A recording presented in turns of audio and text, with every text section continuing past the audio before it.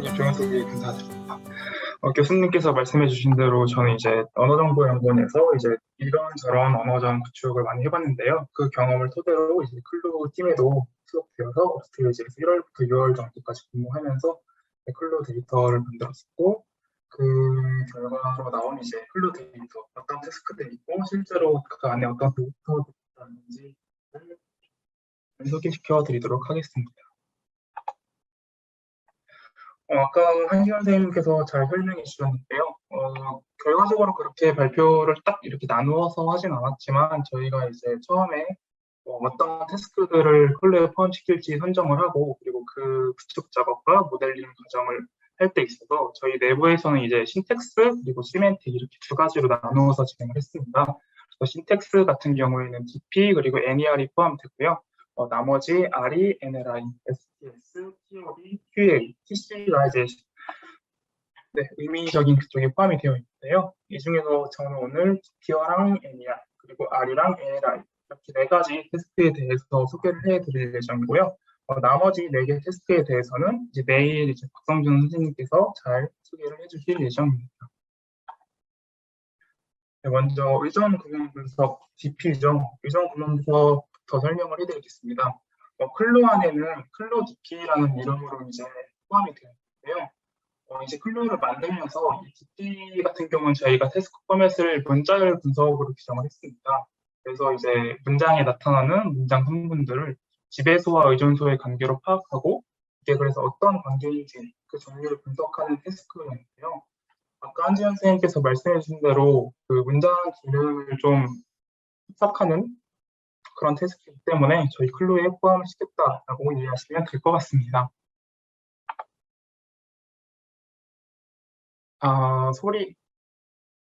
목소리를 좀 키우면 잘 들리실까요?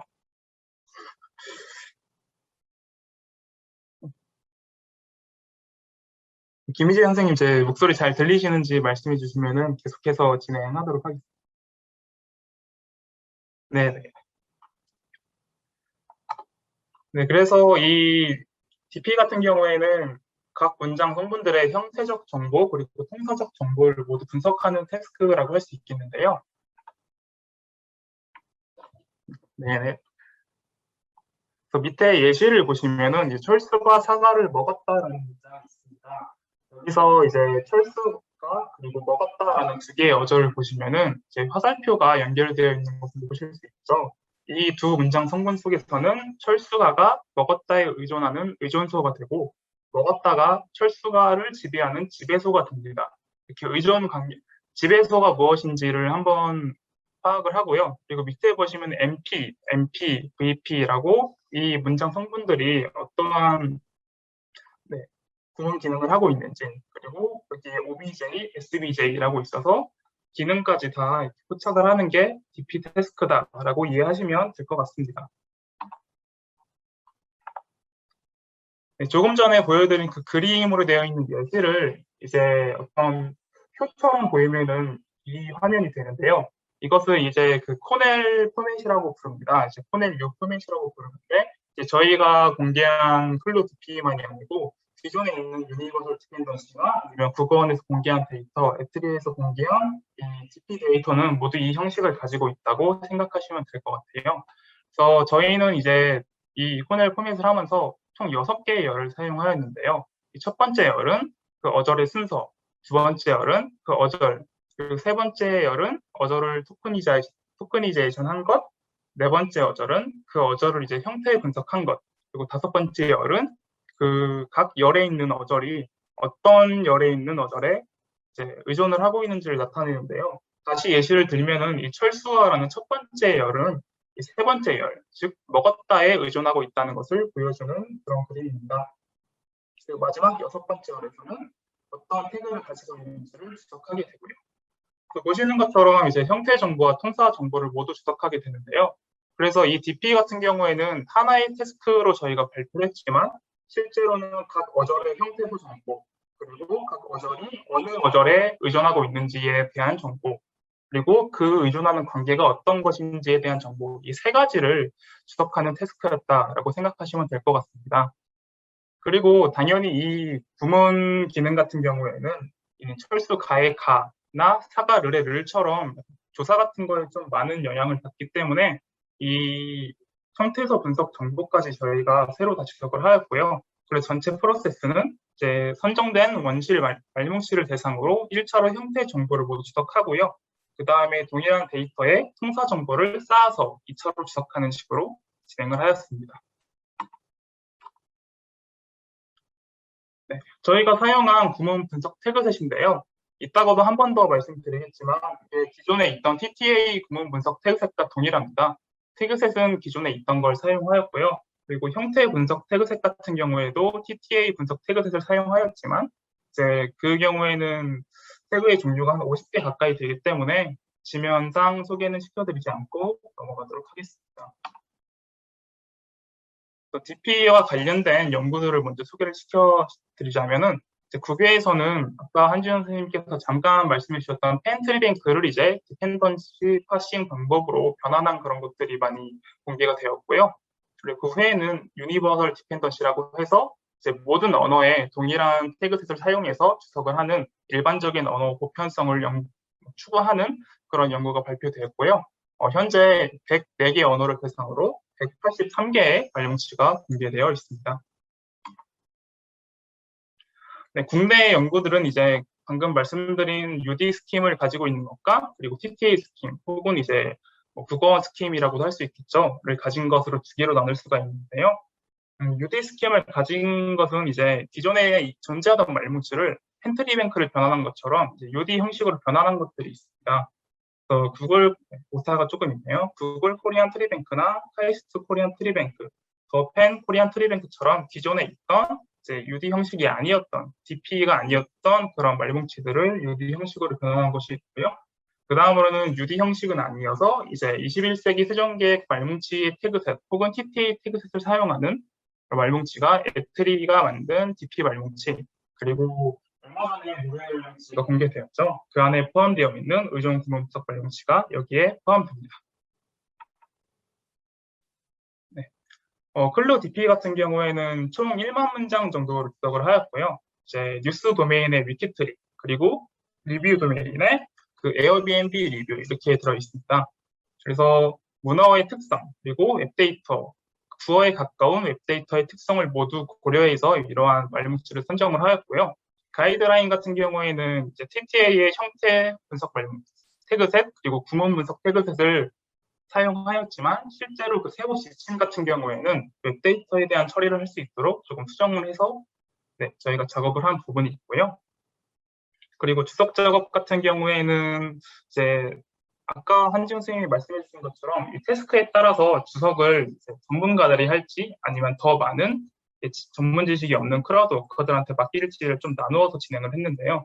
DP 같은 경우에는 이제 좀 언어학적 지식이 필요하다는 생각이 있었기 때문에 전문가들에게 맡기게 되었고 10명의 언어학자에 의해서 주석을 하고 검수를 하고 그리고 마지막에 이 연구에 참여한 연구자들에 의해서 최종 검수가 이루어졌습니다. 네, 그래서 저희 클로 DP의 베이스라인 모델인데요. 이제 사전 학습된, 그러니까 파인 튜닝된 한국어 언어 모델을 사용해서 단어 벡터를 형성을 하고요.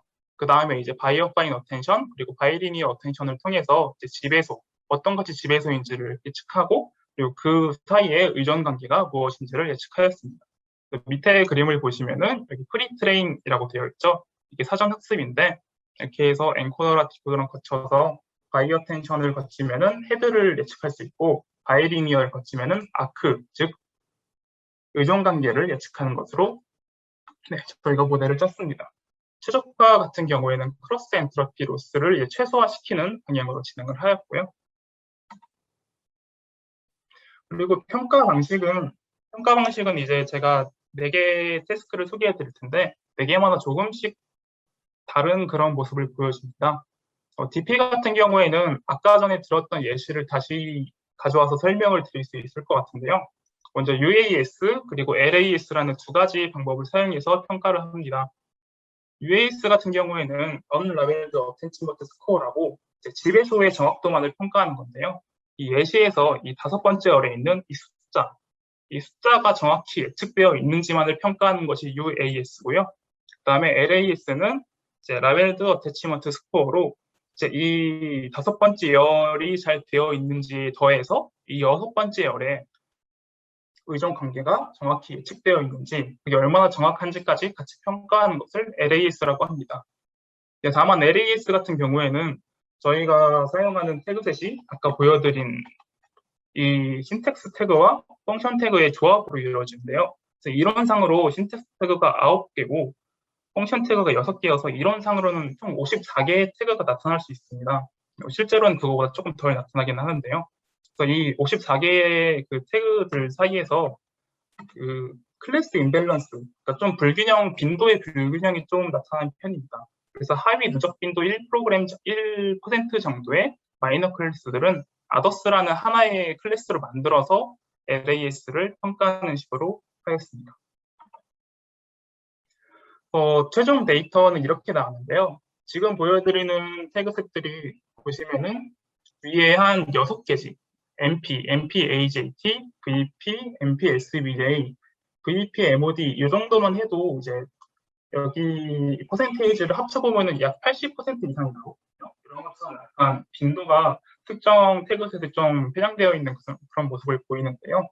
그래서 여기서부터 보여드리는 태그셋들이 종류는 더 많지만 실제로 더했을 때는 그 1%가 채 되지 않는 그런 태그셋들입니다.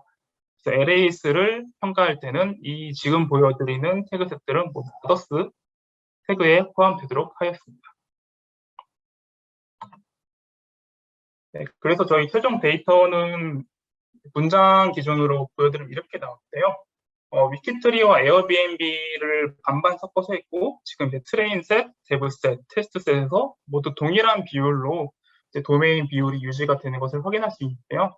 그래서 저희는 문어 그리고 구어 도메인 비율을 균일하게 구성을 하였고, 그리고 검정 데이터와 테스트 데이터의 경우에는 이제 점수가 너무 높게 나오면 이 헤드룸이 좀 있어야 나중에 추후에 더 좋은 모델이 개발되고 하기 때문에 이 정답률을 조금 낮추기 위해서 학습 데이터에는 존재하지 않는 그런 단어들이 좀 많이 포함된 그런 문장들을 포함시켜서 구성하도록 하였습니다. 네, 다음으로는 개체명 인식인데요. 개체명 인식 역시 저희 클루 데이터에는 클루 NER이라는 이름으로 좀 포함이 되었고요. 태스크 포맷은 앞서 말씀드린 DP와 마찬가지로 문자열 분석으로 규정하였습니다. 다들 아시겠지만 개체명이라는 것은 이제 인명, 지명, 그리고 기관명과 같은 고유명사 혹은 명사구를 뜻하는데요. 이제 저희는 6개의 개체명을 사용하였는데 이제 텍스트 속에서 미리 정의된 6개의 개체명 타입에 대해서 개체명의 경계를 탐지하고 그리고 어떤 그 경계 안에 있는 개체가 어떤 타입에 해당하는지를 분리하는 테스트입니다. 그래서 NER 같은 경우에는 상호 참조, 관계 추출, 그리고 대화 시스템 등의 정보 추출이나 그 운영 분야에서 꽤 중요하게 여겨지기 때문에 저희 클루에 포함을 시켰고요.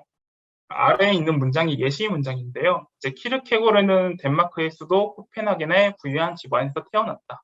그래서 이제 찾을 수 있는 고유명사는 3개가 되겠죠. 키르케고르가 있고 덴마크가 있고 코펜하겐이 있는데요.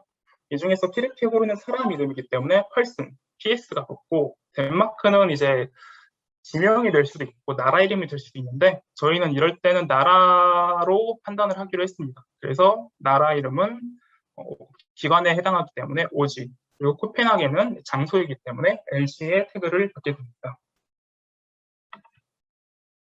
또 저희가 사용한 개체명 타입은 인물, 장소, 기관, 날짜, 시간, 수치 이렇게 6가지를 사용하였는데요.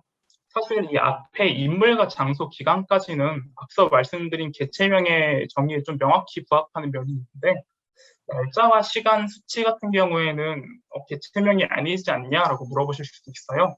근데 이 날짜, 시간, 수치 같은 경우에는 워낙 정보성이 높고 이제 앞서 말씀드린 이런 응용 분야나 정보 추출에서 꽤나 중요하게 사용되는 그런 것들이기 때문에 대부분의 NER 태스크에서는 이 날짜나 시간 그리고 수치를 같이 태그에 포함해서 주석을 하고 있습니다.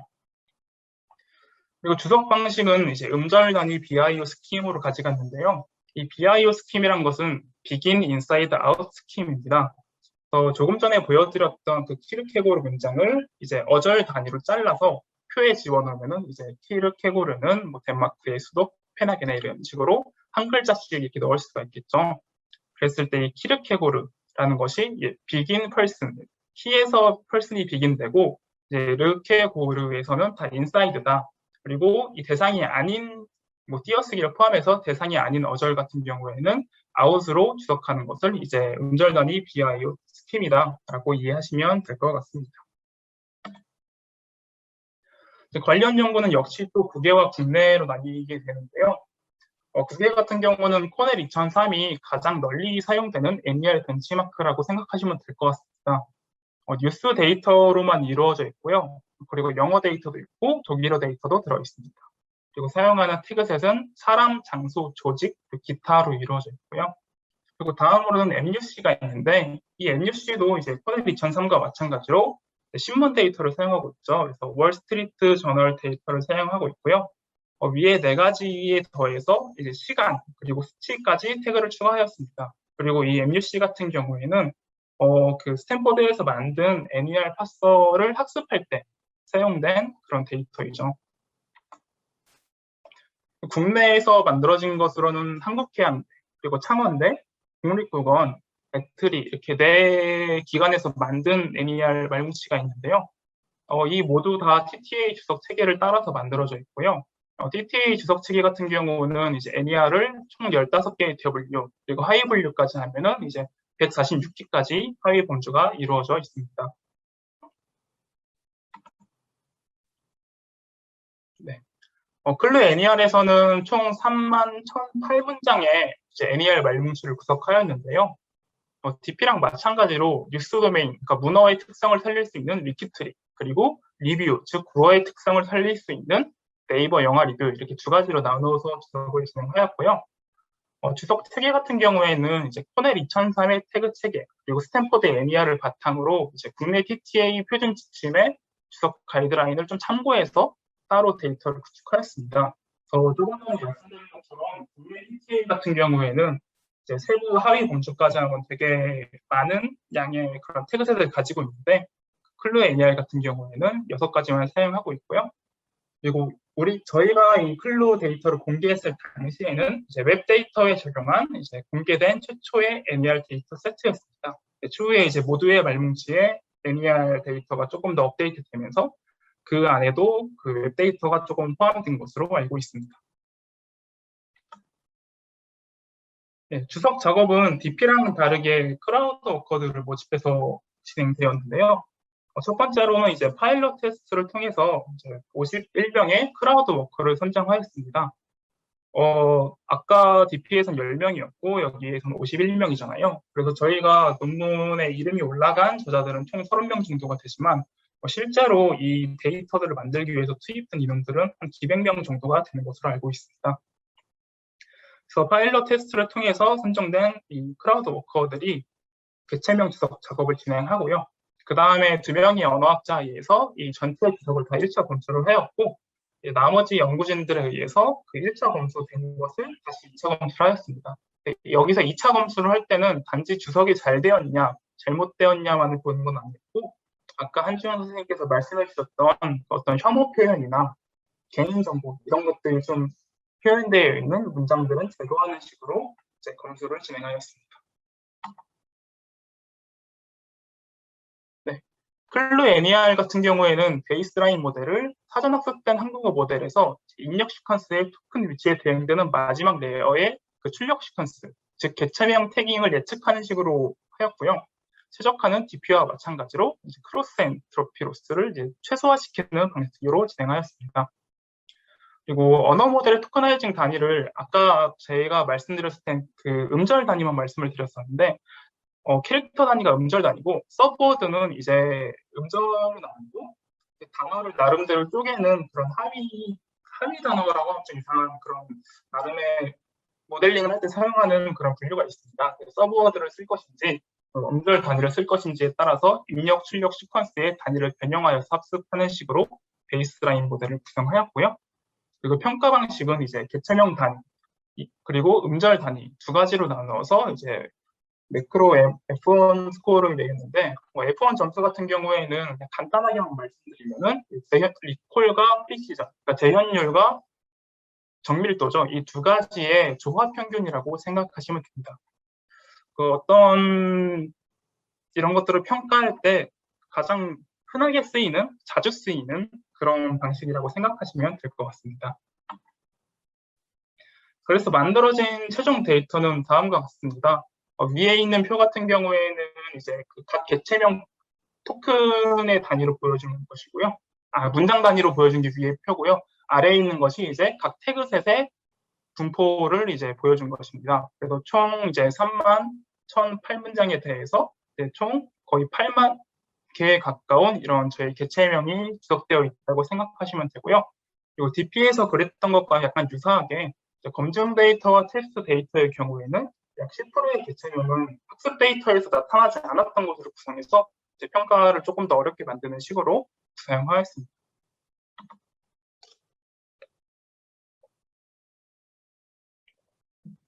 네, 다음으로 관계 추출입니다. 관계 추출은 이제 릴레이션 익스트랙션이어서 저희 클루에는 클루R이라는 이름으로 포함되었고요. 태스크 포맷은 앞에 말씀드린 두 가지 과제와는 다르게 단일 문장 분류로 저희가 규정을 하였습니다. 이 경우에는 문장에 나타나는 개체들을 각각 서브젝트와 오브젝트로 좀 나눈 다음에요. 그 다음에 이 둘이 어떤 관계를 가지고 있는지를 예측하는 그런 태스크입니다. 그래서 결국에 이 구축 작업을 하기 위해서는 문장에 대한 이해, 그리고 문장 속의 개체 사이의 관계에 대한 이해가 동시에 필요하고요. 논리지 베이스 구축이나 확장을 위한 주요 태스크다. 그래서 저희가 클루에 포함시켰다라고 생각하시면 될 것 같습니다. 그래서 아래 문장 같은 경우는 조금 전에 MER 문장 예시와 같은 문장인데요. 여기서 키르케고르와 코펜하겐이라는 두 개의 엔티티에 대해서 키르케고르를 서브젝트로 그리고 코펜하겐을 오브젝트로 잡았을 때 이 둘 사이의 관계는 코펜하겐이 키르케고르의 탄생지를 출신지를 나타낸다 그런 관계다라는 것을 보여주는 그런 예시입니다. 클루R이에서는 총 30개의 관계 추출 클래스를 사용하고 있는데요. 먼저 보시면 가장 위에 있는 건 no relation, 말 그대로 그 관계가 없는 것이죠. 저희 추출된 그 서브젝트와 오브젝트 사이에 관계가 없을 때 이 no relation 태그를 달게 되고요. 그리고 아래에 있는 11개의 가지는 이제 기간과 관련된 그런 릴레이션입니다. 11가지는 organization relate, relations 해서 이렇게 ORG로 시작을 하고 있고요. 그리고 나머지 18개는 이제 사람과 관련된 것이다. 그래서 방금 말씀드린 뭐 출생지, 그리고 뭐 사망한 지역, 이런 출생한 날, 사망한 날, 출생한 지역, 사망한 지역 이런 것들 사람이랑 관련되어 있는 태그들이 있고요. 이러한 사람 관련 관계 같은 경우에는 18개가 있어서 총 30개의 그런 관계 추출 태그셋을 사용하고 있다라고 생각하시면 될 것 같아요. 관련 용어로는 이제 국외에는 테크레드가 가장 널리 사용되고 있다고 할 수 있겠는데요. 이것 같은 경우에는 테크 KBP 기반으로, 그러니까 널리지 베이스드 포퓰레이션 기반으로 구축되어 있는 데이터이고, 여기에는 42개의 관계 클래스 주석이 달려 있습니다. 그리고 총 데이터는 이제 10만 6천여 개에 해당하죠. 국내에서는 클루 전에는 그렇게 이 관계 추출에 관련된 데이터셋이 많이 공개가 되지 않았었는데요. 그래서 남상함의 2020 같은 경우에는 오히려 테크레드보다 관계가 더 늘어난 49개의 관계 클래스 주석이 달린 3,000개의 예제를 공개를 했는데요. 관계가 오히려 늘어났는데 예제 개수가 좀 많이 줄어들어서 사실 이 모든 관계들을 잘 나타내고 있다고 보기 조금 어려운 부분이 있습니다. 그래서 저희 클루R이 같은 경우에는 이 데이터 수를 좀 늘리는 것에도 집중을 한 편입니다. 네, 그래서 사용한 지적 대상 말뭉치는 RE 같은 경우에는 아까 말씀드린 것처럼 오브젝트와 서브젝트의 관계를 좀 명확히 확인을 할 필요가 있기 때문에 구어 데이터를 사용하면은 그 관계가 제대로 보이지 않거나 아니면은 서브젝트나 오브젝트 자체가 좀 생략이 되어 있을 수가 있어서 저희는 문어 데이터만 사용하였고요. 그래서 위키 데이터인 위키피디아, 그리고 뉴스 데이터인 위키트리, 정책 브리핑 이렇게 3가지 도메인의 말뭉치를 사용하였습니다. 그리고 논리지 베이스 같은 경우에는 이제 효과적인 데이터 제작을 위해서 놀리지 베이스에는 이제 여러 엔티티 간의 관계가 잘 드러나 있기 때문에 효과적인 데이터 제작을 위해서 놀리지 베이스에 등장하는 개체명을 저희가 좀 다뤘었는데요. 사용한 놀리지 베이스로는 AI 허브에서 공개된 놀리지 베이스, 이거 위키피디아 같은 데 들어가 보시면 인포박스에 그 목록들이 나와 있는데요. 그것들을 파싱한 결과를 이제 놀리지 베이스로 사용하여서 RE 데이터를 제작을 하였습니다. 그리고 가이드라인 같은 경우에는 조금 전에 말씀드린 그 가장 널리 쓰고 있다는 테크레드 태그셋을 기반으로 하였는데, 이제 한국어 데이터에 맞도록 클래스를 통폐합하거나 좀 추가하거나 한 게 있습니다. 그래서 테크레드 같은 경우는 42개의 태그셋을 갖고 있는데 저희 데이터는 30개의 태그셋을 갖고 있다. 여기 좀 차이점이라고 보시면 될 것 같습니다.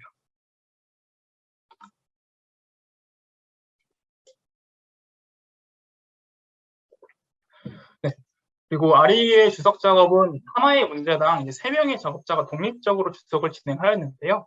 문장을 봤을 때 좀 유효한 관계인가, 그리고 이제 외부 지식이 없을 때, 그러니까 논리지 베이스가 없을 때 주어진 문장 내에서 추론 가능한 관계들을 다루었고요. 그리고 주어진 문장에서 나타나는 그 두 개체 사이의 관계로 적절한 것을 저희가 준비한 그 30가지 관계 속에서 선택한 식으로 주석을 진행하였습니다. 관계 추출 같은 경우에도 MER과 마찬가지로 이제 크라우드 워커들을 대상으로 진행을 하였는데요.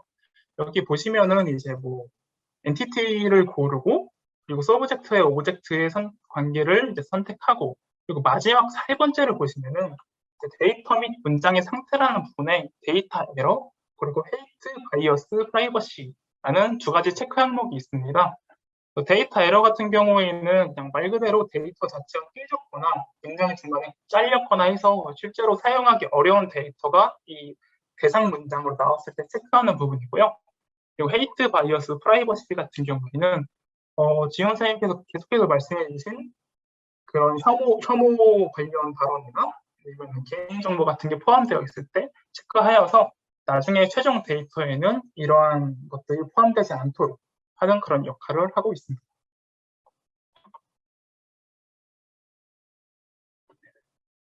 RE의 베이스라인 모델은 이제 개체의 위치를 좀 정확히 표현하기 위해서 개체의 양쪽에 특수 토큰을 사용해서 인풋을 만드는 식으로 진행하였는데요.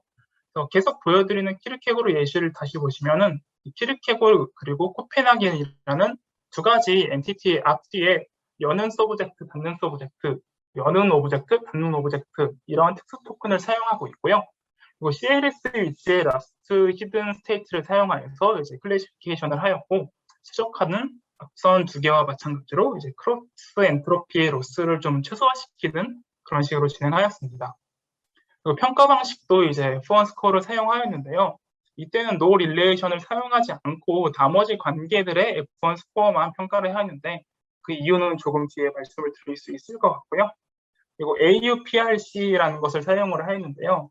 이것 같은 경우는 이제 그 리콜과 프리시전을 각각 X축과 Y축으로 그래프를 그렸고, 그때 그려지는 그 커브가 있는 그래프가 그려지거든요. 그 그래프 아래쪽에 있는 데이터만 평가를 하는 식으로 진행하는 것입니다. 네, 그래서 저희 최종 데이터를 보시면은 여기 노 릴레이션 같은 경우가 이제 가장 많은 비율을 차지하고 있는 것으로 보실 수 있을 거예요. 트레인 셋, 데브 셋, 테스트 셋 모두에서 이 노 릴레이션, 그러니까 관계 없음이 가장 많은 비율을 차지를 하고 있는데요. 그렇기 때문에 이 노 릴레이션만 잘 맞춰도 그 성능의 평가가 너무 좋아지는, 평가 성능이 너무 좋아지는 그런 결과가 나오게 됩니다. 그런 결과를 방지하고자 저희가 F1 스코어를 평가를 할 때 이 노 릴레이션은 제외하고 평가하는 식으로 진행을 하였습니다. 네, 쭉 해서 이렇게 총 30가지 관계에 대한 이제 비율이 나오고 있고요. 이렇게 해서 학습 데이터에는 총 32,470개의 그런 관계가 들어있는데요. 논리지 베이스에 존재하는 개체상을 사용해서 이 학습 데이터는 만들었고요. 그리고 검증 데이터는 7,700여 개, 그리고 테스트 데이터도 7,700여 개로 저희가 구성을 하였는데, 이때는 리얼월드 시나리오를 좀 반영할 수 있기 위해서 논리지 베이스를 사용하지 않고 랜덤 샘플링한 개체들이 들어간 그런 문장들로 구성을 하였고요. 그리고 테스트 데이터 같은 경우에는 이제 학습 데이터에 등장하지 않는 문장, 그리고 개체성을 넣어서 네, 성능 평가를 좀 조화시킬 수 있는 식으로 진행하였습니다.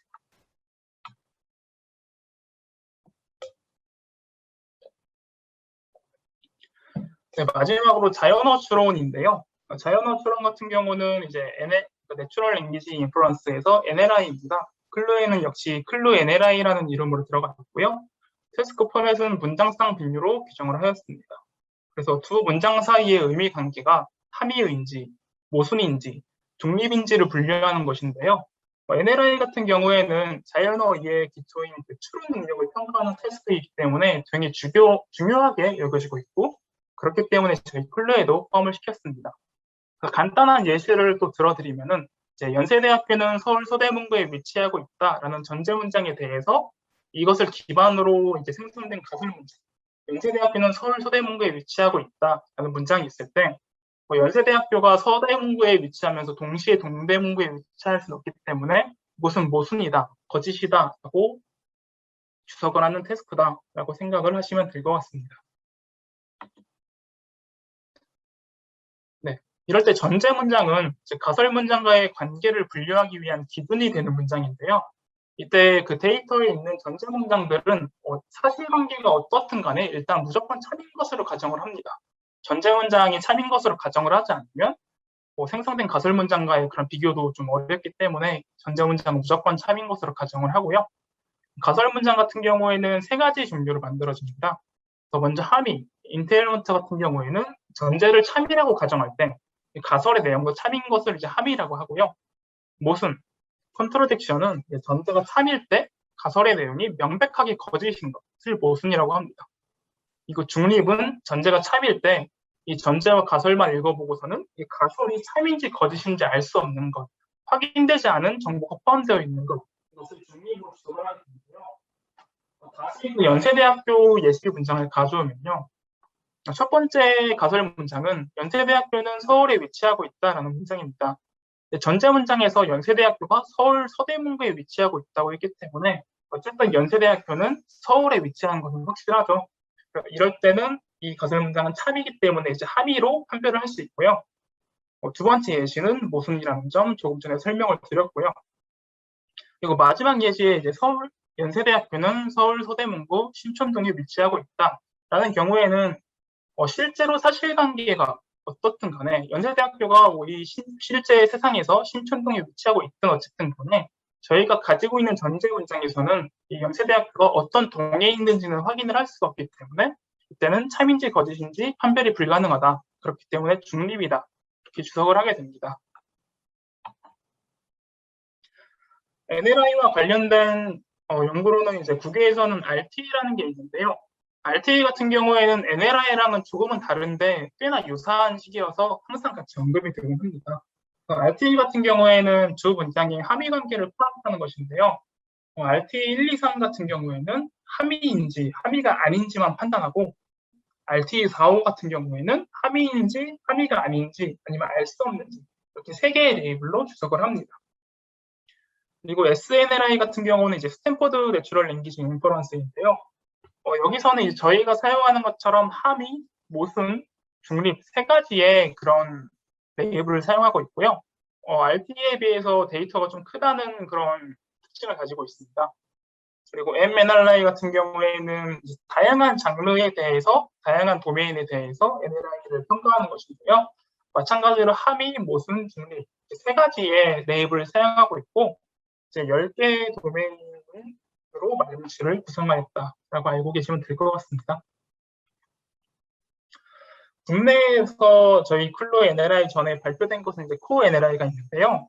이 같은 경우에는 SNLI 그리고 MNLI의 학습 데이터를 번역해서 기계 번역해서 학습 데이터를 생성한 것입니다. 사실 이렇게 기존에 있던 SNLI나 MNLI를 이제 번역하는 것이 이제 영어권이 아닌 다른 언어권의 NLI 평가를 할 때 많이 이루어지던 방법이었고요. 그래서 그걸 번역해서 기존에 만들어진 그러니까 타운어 NLI 셋 중에 하나가 XNLI라는 것이 있습니다. 그래서 코NLI 같은 경우에는 학습 데이터는 SNLI랑 MNLI 두 가지 학습 데이터를 번역해서 사용하고요. 그리고 검증 데이터나 테스트 데이터 같은 경우에는 XNLI 것을 번역화해서 사용하고 있습니다.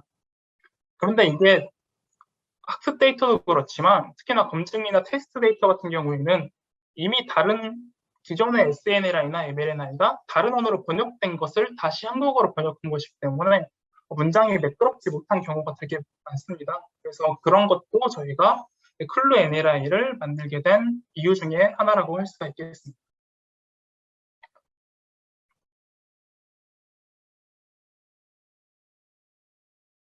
네.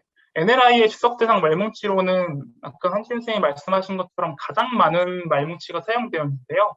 이제 전제 문장을 추출하기 위해서 약 25,000개에 가까운 문장이 사용되었고요.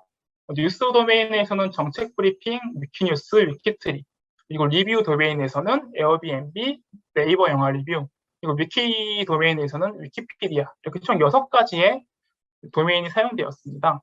그리고 이렇게 6가지의 도메인에서 전제 문장을 추출한 다음에 그 전제 문장에 대해서 작업자들이 전제 문장을 대상으로 각 레이블에 해당하는 가설을 모두 작성하였습니다. 함의, 모순, 중립 3가지 가설을 작성하는 식으로 데이터를 구축을 하였고요. 추석 작업 같은 경우에는 그 생성된 데이터, 생성된 가설이 전제와 어떤 관계인지를 평가하는, 추적하는 식으로 이루어졌는데요. 가설 문장상 검증은 4명의 작업자가 이미 생성된 그 문장상, 전제 문장과 가설 문장의 관계를 판별하는 식으로 진행을 했습니다. 근데 이때 가설 문장을 생성한 작업자들의 의도를 약간 유효한 레이블로 간주했는데요. 이게 무슨 말이냐면은 작업자들이 이 가설 문장은 모순이야 라고 작업을 했으면은 그것도 하나의 모순 레이블로 저희가 받아들였다는 것입니다. 그래서 총 검증은 그래서 5개의 의미관계 레이블이 주속되어 있는 것이고요. 이 5개의 의미관계 레이블 중에서 그러니까 하나의 전제와 가설상에 대해서 이것을 어떤 관계로 파악했는지, 모순인지 뭐 함의인지 어떤 것으로 파악했는지를 5명이 모두 체크를 해서 그 일치율을 보는 식으로 진행을 했습니다. 저희 이번 클루 NLI가 사실 꽤나 자랑할 만큼 결과가 좋게 나온 데이터셋 중에 하나인데요.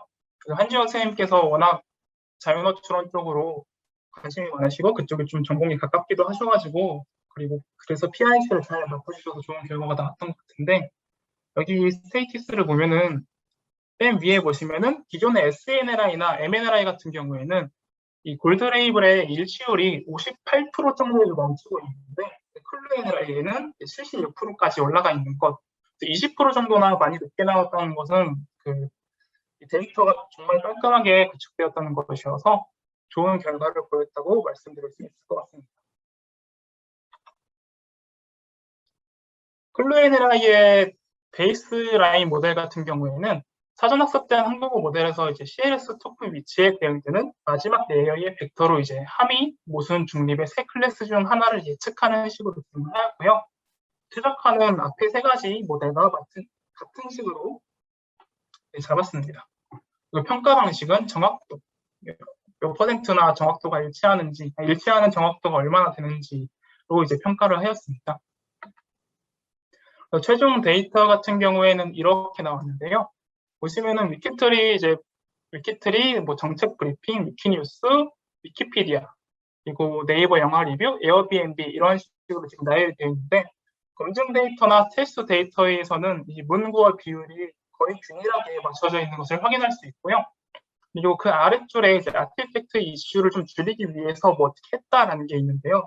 이 아티팩트 이슈라는 게 모델이 실제로 잘 예측한 게 아니고 예를 들어서 뭐뭐 하지 않았다라는 표현이 있으면은 이게 모순일 확률이 높아라는 식으로 잘못 학습할 수도 있습니다.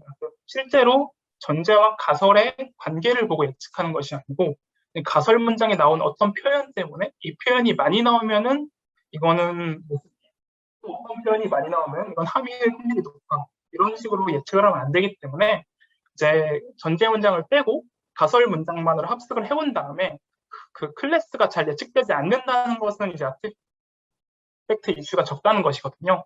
그러한 문장상들을 추출해서 검증 및 테스트 데이터에 포함시키는 식으로 진행하였습니다. 그리고 마지막으로 이제 윤리적 고려 사항에 대해서 조금 더 말씀을 드릴 건데요. 아까 한지훈 선생님이 데이터의 구축을 하면서 있었던 뭐 데이터셋 저작권 및 접근성, 그리고 차별 및 혐오 발언이 어떻게 지적되었는지, 개인정보는 어떻게 제거되었는지 이런 말들을 좀 하셨는데요. 여기서는 그 데이터를 구축할 때뿐만이 아니고 저희가 이제 공개한 클로 데이터에 대해서 저작권이 어떻게 되는지, 접근성이 어떻게 되는지 조금 특정을 맞춰서 설명을 드릴 수 있을 것 같습니다.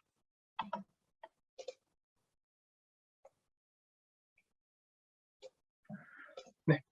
먼저 데이터셋의 저작권 및 접근성인데요. 이제 데이터셋의 저작권 및 한국어 저희가 만든 언어 모델에도 이제 저작권이 포함이 될 수 있는 그런 이슈가 있었습니다. 그래서 언어 모델에 사용된 학습 코퍼스의 저작권 이슈까지 고려를 하였는데요.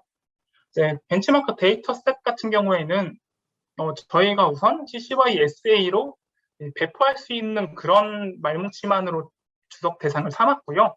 그 다음에 저희가 만든 것을 배포할 때는 저희 클럽 같은 경우에는 2차적 저작물이기 때문에 CC BY SA 4.0 라이센스로 배포가 되었습니다. 그렇기 때문에 이제 사용하시는 분들께서 재배포가 가능하고 재가공 역시 가능하고요. 그리고 상업적인 이용이나 비상업적 이용 역시 모두 가능합니다. 물론 이때에는 적절한 출처를 표시해야 되고요. 그리고 변경이 있는 경우에는 어떤 변경점이 있다는 것을 공시를 해야 됩니다. 그리고 그렇게 재가공된 데이터 같은 경우에도 공유가 불가능하도록 공개를 하면 안 되고 이제 CC BY SA를 반드시 따라야만 공개를 할 수 있도록 저희가 공개를 하였고요. 그리고 저희가 공개한 언어 모델 같은 경우에는 언어 모델을 만들기 위해서는 사전학습용으로 엄청난 많은 말뭉치가 필요합니다. 사실 저희가 공개한 벤치마크 데이터셋보다 훨씬 많은 그런 말뭉치가 사전학습에 사용이 되는데요. 이 사전학습에 사용한 말뭉치 같은 경우에는 모두가 접근할 수 있는 그런 코퍼스를 사용하였고요. 대신에 그런 학습 코퍼스를 저희가 공개할 수는 없습니다. 공개하지 않았습니다. 사전학습에 널리 이용되는 말뭉치, 뭐 많이들 사용하시는 모두의 말뭉치 같은 것들이 있죠. 이런 것들 안에는 저작권법에 의해서 보호받는 저작권들이 포함되어 있습니다. 그래서 우리가 이 말뭉치를 사전학습에 사용하였다라는 이유로 그 말뭉치를 저희가 배포를 할 수는 없어요. 다만 그 말뭉치로 사전학습한 언어 모델 자체는 배포를 할 수 있습니다. 저희가 클로 벤치마크와 함께 배포한 언어 모델 같은 경우에는 아래 써여 있는 것처럼 인공신경망 아키텍처와 학습된 파라미터 값 같은 거에 집합체이기 때문에 어떤 사상이나 감정을 표현한다고 볼 수는 없어요. 그렇기 때문에 저작물로 인정받기는 어려워서 자유롭게 배포가 가능한 상황이고요. 다음으로는 차별 및 혐오 발언에 대해서 말씀드리겠습니다. 벤치마크 데이터셋 상에서 차별 및 혐오 발언 제거를 하였는데요. 데이터셋 상에서는 모델로도 제거를 하였고 사람도 검수를 하였습니다. 아까 말씀드린 것처럼 한국어 혐오 표현 및 성차별 태깅 데이터로 학습한 그런 분류기가 있는데요. 이런 분류기를 가지고 저희가 주석하는 모든 문장들을 한번 걸러서 1차로 이런 혐오 표현들을 제거하였고요. 주석 과정에서 작업자를 통해서 검수를 하고 그러면서 혐오 및 차별 발언을 2차로 제거하였습니다. 이 과정 역시 모든 데이터를 대상으로 이루어졌는데 이 혐오 표현 같은 경우에는 저희가 차별 및 혐오 표현을 제외하기 위한 가이드라인을 따로 작성을 했고요. 그 가이드라인에 맞춰서 작업자들이 진행을 하는 식으로 했습니다. 간단히 지금 생각나는 정도로 말씀을 드리면 특정 성별이나 어떤 지역이나 인종 같은 것에 의한 차별적인 발언 같은 것들이 포함이 되고요. 그리고 욕설도 당연히 포함이 되고 그 다음에는 어떤 그런 편견 같은 것들을 잘 나타낼 수 있는 그런 어구들도 모두 제외를 하도록 하였습니다. 근데 이러한 차별 및 혐오 발언 필터링 과정이 한국어 언어 모델을 만드는 그런 학습 코퍼스에서는 별도의 처리를 하지 않았는데요.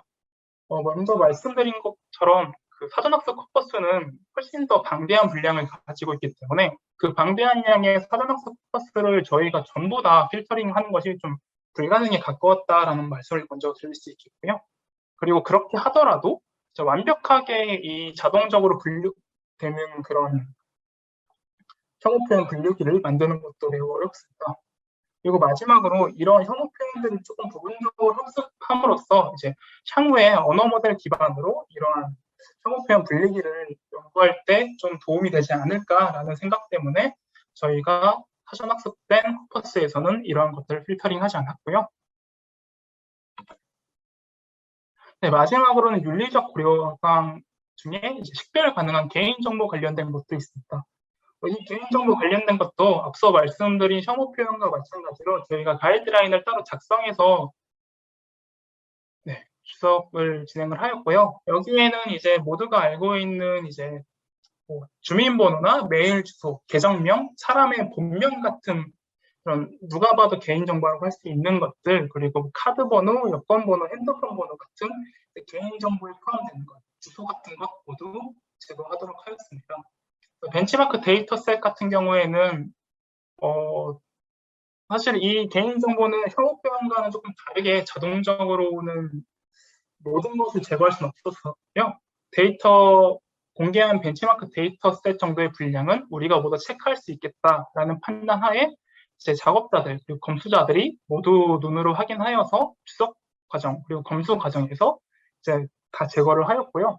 그리고 언어 모델을 만들기 위한 그 사전 학습 퍼포스에서는 한국인터넷진흥원이 개인정보 비식별 조치 가이드라인이라는 것을 발표했습니다.